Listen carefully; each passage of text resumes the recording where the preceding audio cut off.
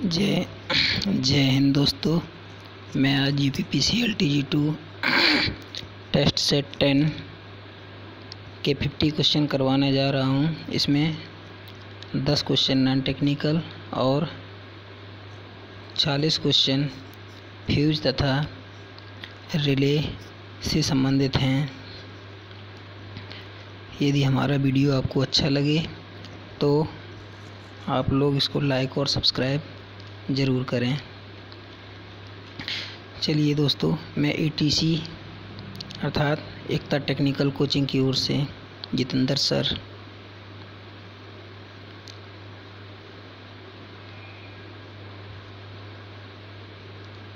चलिए दोस्तों, पहला क्वेश्चन, महावीर का जन्म कहाँ हुआ था? कुंडग्राम, वैशाली। महावीर का जन्म कुंडग्राम, वैशाली में हुआ था। सी ऑप्शन आपका सही है। अगला, जैन धर्म के प्रथम तीर्थकर ऋषभदेव थे। तीसरा ऑप्शन आपका सही है। अगला, मेगस्थनीज किसके दरबार में आया था? पहला ऑप्शन आपका सही है, चंद्रगुप्त मौर्य के दरबार में आया था। अगला, चंद्रगुप्त विक्रमादित्य किस वंश से संबंधित हैं? गुप्त वंश से संबंधित थे ये। पहला ऑप्शन सही है। अगला,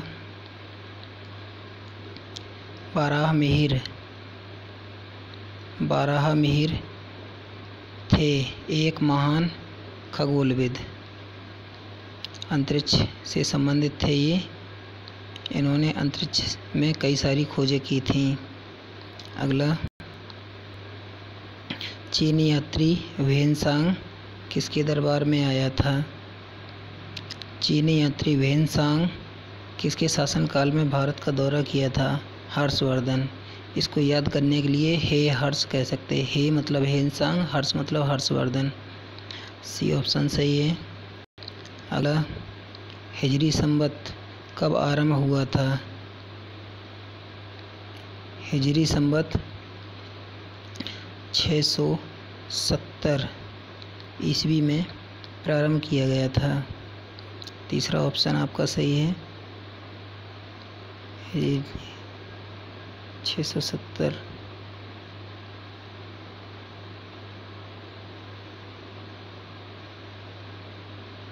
तीसरा ऑप्शन सही है। अगला, किस मुगल सम्राट को राष्ट्रीय सम्राट भी कहा जाता है? अकबर। बी ऑप्शन आपका सही है। अगला, ये रीजनिंग का क्वेश्चन है। यहाँ DHLO भिन्न आकृति कौन सी है? L। सी ऑप्शन आपका सही है, क्योंकि इसमें जल प्रतिबिंब बना करके देखेंगे तो DH तथा O की कंडीशन नहीं बदलेगी, L उलट जाएगा। अगला क्वेश्चन, ये रीजनिंग का क्वेश्चन है। इसमें भी देख लीजिए आप, जो बना रहे हैं हम, ये पहली आकृति आपकी सही हो जाएगी। अगला क्वेश्चन, अब यहाँ से टेक्निकल प्रारंभ होता है।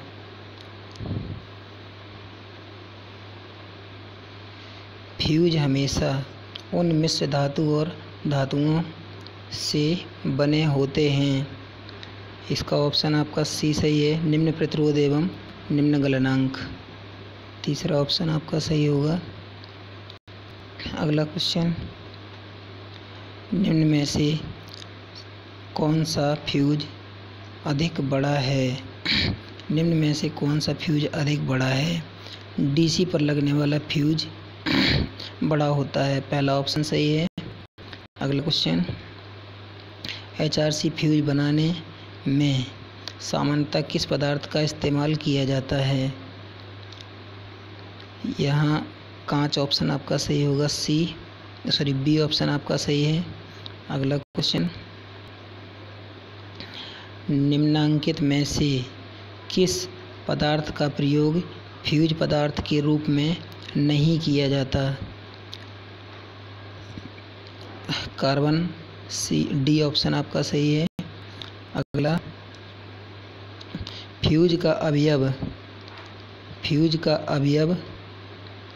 फ्यूज अवयव का प्रतिरोध निम्न और गलनांक निम्न होना चाहिए। बी ऑप्शन आपका सही है। अगला क्वेश्चन, HRC फ्यूज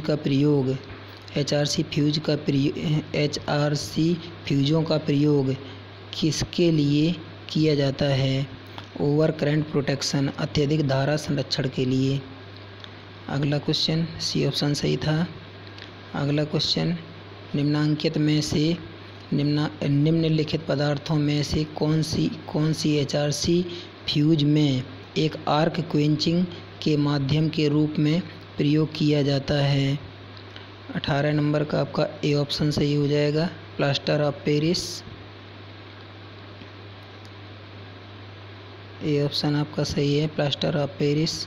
अगला क्वेश्चन, HRC फ्यूज निम्न में से किसके विरुद्ध सर्वाधिक बेहतर सुरक्षा प्रदान करते हैं? 19 नंबर का शॉर्ट सर्किट। सी ऑप्शन आपका सही हो जाएगा। अगला, एक फ्यूज सामान्यतः धारा सीमित उपकरण है। बी ऑप्शन आपका सही हो जाएगा। 21 नंबर, फ्यूजिंग धारा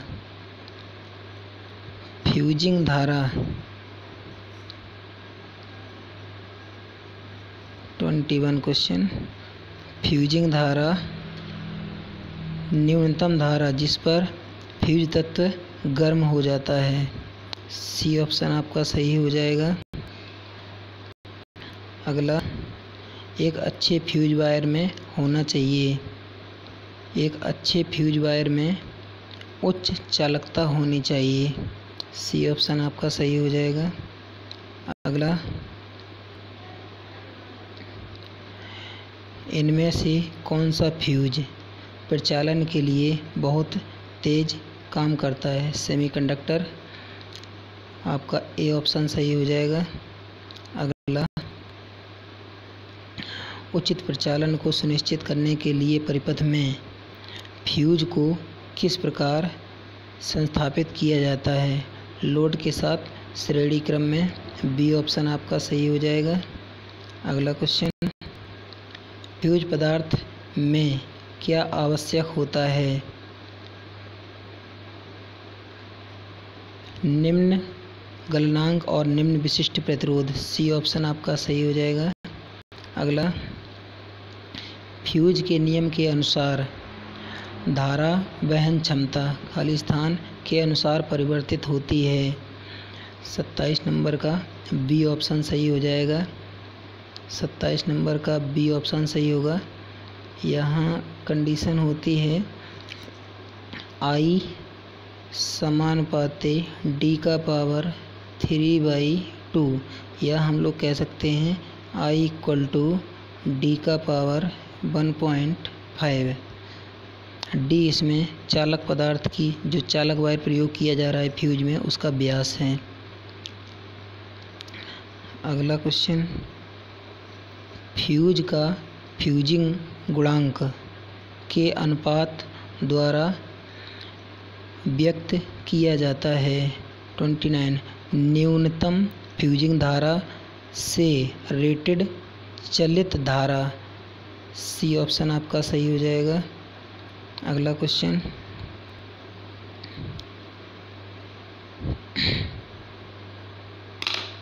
किस संगलक मतलब फ्यूज तार का लक्षण होना चाहिए? किसी संगलक तार का लक्षण होना चाहिए। 31 का डी, निम्न प्रतिरोध एवं निम्न गलनांक। डी ऑप्शन आपका सही हो जाएगा। अगला, किसी विद्युत परिपथ में संगलक का कार्य। 32 नंबर का बी, परिपथ को ओवरलोड होने से सुरक्षा प्रदान करना। बी ऑप्शन आपका सही हो जाएगा। अगला, बेहतर प्रदर्शन के लिए इनमें से उपयुक्त है। सबसे अच्छे प्रदर्शन के लिए इनमें से उपयुक्त है सी, HRC फ्यूज या संगलक। सी ऑप्शन सही है। अगला, सर्किट ब्रेकर की तुलना में HRC फ्यूज की टूटने की क्षमता कम होती है। सी ऑप्शन आपका सही हो जाएगा। अगला, निम्न वोल्टता प्रणाली में ओवर करंट के लिए सबसे कम खर्चीली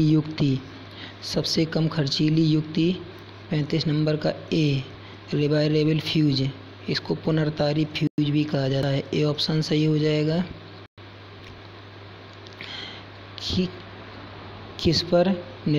फ्यूजिंग करंट किस पर निर्भर करता है? फ्यूजिंग करंट सभी पर निर्भर करता है। फ्यूज तार के व्यास पर, तारों की संख्या तथा फ्यूज तार की लंबाई। डी ऑप्शन आपका सही हो जाएगा। अगला, एक फ्यूज को कभी भी न्यूट्रल तार में नहीं डाला जाता। ए ऑप्शन आपका सही हो जाएगा। अगला क्वेश्चन,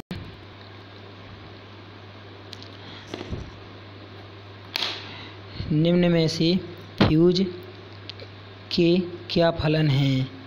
बिना गर्म किए धारण धारा सुरक्षित रूप से प्रवाहित करना। दूसरा, जब धारा सीमित धारा से अधिक हो तो परिपथ को असंबद्ध करना। आपका बी ऑप्शन सही हो जाएगा। दोनों सही हैं, सॉरी सी ऑप्शन सही है। दोनों आपके कथन सत्य हैं। एक फ्यूज को निम्न में डाला जाता है। सदैव फ्यूज को फेज वायर में डाला जाता है। सी ऑप्शन आपका सही हो जाएगा। अगला, फ्यूज का मुख्य कार्य होता है। फ्यूज का मुख्य कार्य अत्यधिक विद्युत धारा को रोकना। डी ऑप्शन आपका सही हो जाएगा। अगला, सुरक्षा फ्यूज में जिस तापमान पर तार तप्त होती है वह किसके अनुक्रमानुपाती होता है? विद्युत धारा के वर्ग के अनुक्रमानुपाती, क्योंकि फ्यूज सदैव जूल के नियमानुसार कार्य करता है। जूल का नियम होता है H=I²RT। यहाँ से हम लोग कह सकते हैं H समानुपाते I²। ए ऑप्शन आपका सही है। अगला, HRC फ्यूज सर्वोत्तम रक्षा उपलब्ध करता है। 49 का डी सही हो जाएगा आपका। डी, लघुपथ के प्रति सुरक्षा प्रदान करता है। अगला, निम्नलिखित कथनों को पढ़ें एवं सही विकल्प चुनें। कथन ए, जब परिपथ में निर्धारित मान से अधिक विद्युत धारा बहती है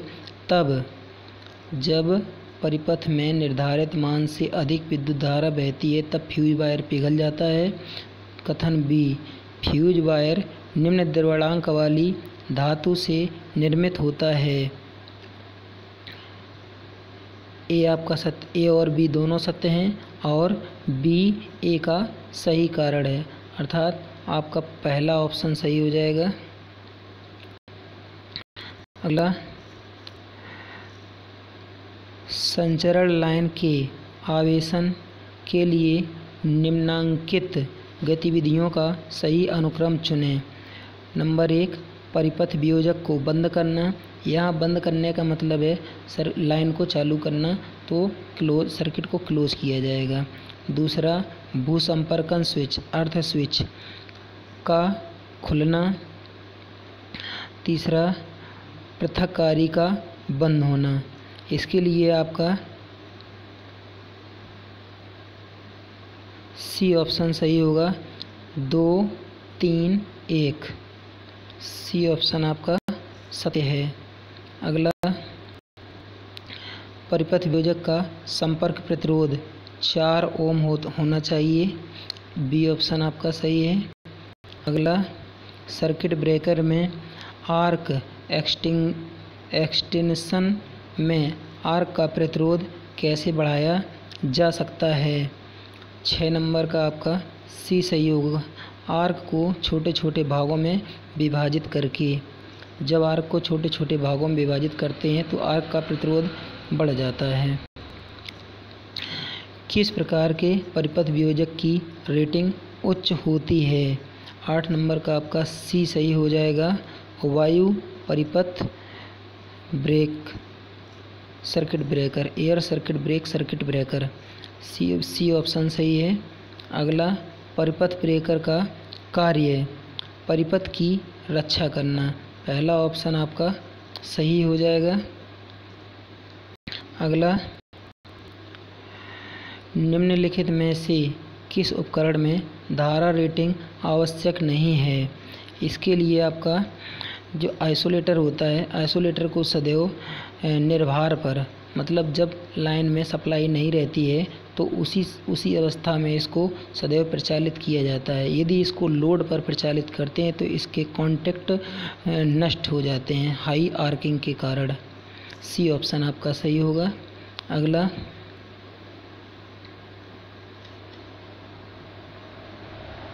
अगला, परिपथ वियोजक में आर्किंग संपर्क बने होते हैं। टंगस्टन, ताम्र टंगस्टन मिश्र धातु से बनाए जाते हैं सदैव, क्योंकि ये एक हार्ड धातु हो जाती है और इसमें चालकता भी अच्छी होती है, इसलिए बी ऑप्शन आपका सही हो जाएगा। अगला, नियंत्रण और सुरक्षा हेतु घरों और वाणिज्यिक संस्थानों में लघु परिपथ विच्छेदक एमसीबी का इस्तेमाल किया जाता है। वाणिज्यिक रूप से उपलब्ध एक एकल ध्रुव मतलब सिंगल फेज एमसीबी की धारा रेटिंग की रेंज क्या होती है? क्वेश्चन नंबर 12 का बी सही हो जाएगा। 0.5 से 60 एम्पियर के मध्य, 0.5 से 60 एम्पियर के मध्य आपका बी ऑप्शन सही हो जाएगा। अगला, एयर ब्रेक सर्किट ब्रेकर में से किसके साथ रिमोट ऑपरेशन के लिए सुसज्जित किया जाना चाहिए? शंट ट्रिप, सी ऑप्शन सही हो जाएगा आपका। अगला, निम्नलिखित में से किस सर्किट ब्रेकर की सबसे कम ऑपरेटिंग वोल्टेज होती है? 16 नंबर का आपका ए सही हो जाएगा। एयर ब्रेक सर्किट ब्रेकर की ऑपरेटिंग वोल्टेज सबसे कम होती है। अगला, चालकों के मध्य उत्पन्न किए हुए आर्क को घटाने के लिए कौन सी वैद्युत युक्ति प्रयुक्त की जाती है? स्विच हुआ या कोई भी संपर्क जो आपस में मिल रहे हैं उनके बीच में आर्किंग को घटाने के लिए सदैव कैपेसिटर का प्रयोग करते हैं, क्योंकि जब आर्किंग बढ़ती है तो उस समय इंडक्टेंस का वैल्यू बढ़ जाता है। जब इंडक्टेंस का वैल्यू बढ़ता है तो उस आर्किंग से कॉन्टैक्ट को बचाने के लिए कैपेसिटर का यूज करते हैं, क्योंकि जब आर्किंग उत्पन्न होता है उस समय कैपेसिटर उस आर्किंग धारा को अपने अंदर अवशोषित कर लेता है, इसलिए आपका संधारित्र या कैपेसिटर सही हो जाएगा, ए ऑप्शन। दोस्तों 50 क्वेश्चन आपका कंप्लीट हुआ और मैं आशा करता हूँ कि आपको ये क्वेश्चन बहुत ही अच्छे लगे होंगे। इसी के साथ साथ कुछ सिंगल लाइन क्वेश्चन हैं, इनको भी देख लीजिए। एग्ज़ाम में बहुत ज़्यादा आने वाले क्वेश्चन हैं, ये हमेशा आते रहते हैं। हाई ट्रांसमिशन लाइनों में प्रोटेक्शन के लिए रिले का प्रयोग किया जाता है। मोह रिले होता है। मध्यम संचरण लाइनों के लिए जो रिले उपयोग किया जाता है ये प्रतिबाधा, इसको रिएक्टेंस रिले भी कहते हैं। छोटी लाइनों में, लघु संचरण लाइनों में सुरक्षा के लिए ओम रिले का उपयोग करते हैं।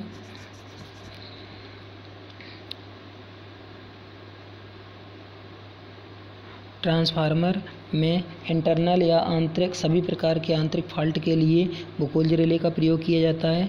ट्रांसफार्मर में बाहरी फॉल्ट या प्रदोष के लिए फ्यूज का उपयोग किया जाता है तथा ट्रांसफार्मर में सबसे अधिक गर्म होने वाला भाग कुंडलन होता है। दो लाइनों के शॉर्ट होने पर कौन सी युक्ति सुरक्षा प्रदान करती है? फ्यूज होता है।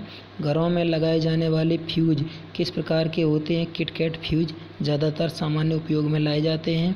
फ्यूज किस पदार्थ से बनाए जाते हैं? टिन और लेड मिश्र धातु के फ्यूज बनाए जाते हैं, जो सस्ते फ्यूज मार्केट में उपलब्ध होते हैं। बुकोल रिले में किस पदार्थ को चालन के लिए प्रयोग में लाया जाता है? मरकरी होता है, जिसको पारा भी कहते हैं। Hg इसका लैटिन नाम है। हाइग्रेजियम। सिंगल वे स्विच को प्रायः प्रयोग किया जाता है 0 से 115 वोल्ट के लगभग। फ्यूज को लाइन के किस में जोड़ा जाता है? सदैव श्रेणी क्रम में। फ्यूज को किस लाइन में नहीं जोड़ना चाहिए? उदासीन अथवा न्यूट्रल वायर में। सिमेट्रिकल फॉल्ट में लाइन में धारा तथा वोल्टेज का मान क्या होता है? सिमेट्रिकल को हिंदी में सममित प्रदोष भी कहते हैं। जब सिमेट्रिकल फॉल्ट होता है तो धारा और वोल्टेज एक समान रहता है तथा असिमेट्रिकल में धारा और वोल्टेज असमान हो जाता है। मोटर में ओवरलोड प्रोटेक्शन के लिए ओवरलोड कॉइल या ओवरलोड रिले का उपयोग किया जाता है। नाइफ स्विच का प्रयोग 650 वोल्टेज से ऊपर किया जाता है। स्विच पर लगे इंसुलेटर प्राप्त होते हैं, सरिया बनाए जाते हैं पोर्सिलिन या अभ्रक से। एडमिटेंस रिले का प्रयोग हाई ट्रांसमिशन लाइनों में किया जाता है। इंडक्शन कप या प्रेरण कप रिले का उपयोग फेज टू फेज फॉल्ट के लिए किया जाता है। मोटर में नो बोल्ट प्रोटेक्शन के लिए नो बोल्ट कॉइल प्रयोग की जाती है। मोटर में अर्थ फॉल्ट प्रोटेक्शन के लिए अर्थ फॉल्ट रिले उपयोग किया जाता है। प्रत्यावर्तक या अल्टरनेटर का संरक्षण मर्ज प्राइज प्रोटेक्शन या बीमार रक्षण प्रणाली द्वारा किया जाता है। सर्ज डायवर्टर क्या होते हैं? स्पार्क गैप के श्रेणी में आरेखीय प्रतिरोध जो तीव्र स्विच की भांति प्रयोग किए जाते हैं। सर्ज डायवर्टर एक प्रकार का लाइटनिंग अरेस्टर होता है। मेगर द्वारा क्या मेजर किया जाता है या क्या मापा जाता है? उच्च प्रतिरोध, निम्न या अति निम्न प्रतिरोध को मापने के लिए केल्विन डबल ब्रिज प्रयोग किया जाता है तथा मध्यम प्रतिरोध को मापने के लिए व्हीटस्टोन ब्रिज का प्रयोग किया जाता है। दोस्तों, आपका सिंगल लाइन और 50 क्वेश्चन पूरा हुआ। अगर आपको वीडियो अच्छा लगे तो हमारा वीडियो कृपया लाइक ज़रूर करें। मैं जितेंद्र सर, एकता टेक्निकल कोचिंग की ओर से।